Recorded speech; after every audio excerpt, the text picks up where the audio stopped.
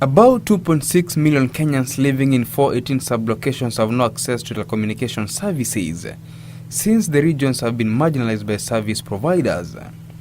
The Communication Authority of Kenya is spending cash from the Universal Service Fund (KITI), now at 5.5 billion shillings to correct these, by availing the necessary network infrastructure.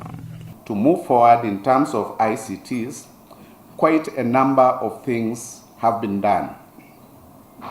To date, we are connecting 896 public secondary schools with broadband internet. I am informed that over 50% of the schools now have been connected.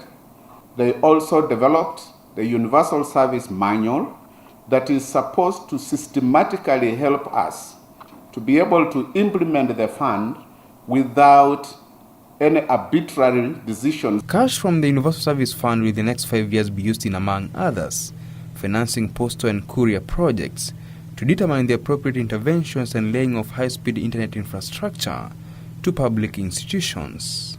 And an ICT Access Gap online portal that provides stakeholders with a visual display of projects, USF projects that are being implemented through the fund once they are completed, basically showing where the gaps, the remaining gaps, so that to the very end we'll be able to close all the gaps and it will become clear to everybody. Even though all licenses in the ICT sector are required to contribute 0.5% of their annual gross turnover to the Universal Service Fund (KITI), not all are complying. Operators raised major issues, explaining why they were finding it difficult to contribute and giving their own perspective. And one of the things we did, we formed a committee at that point, and that committee helped unravel the work that was done. And that's how we were able to do the Access Gap Study, which was one of the agreements from the stakeholder engagement, that all the work that we will do will be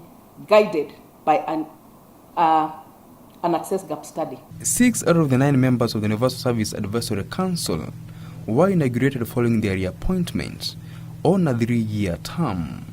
Nicholas Ndwati, News Hour Business.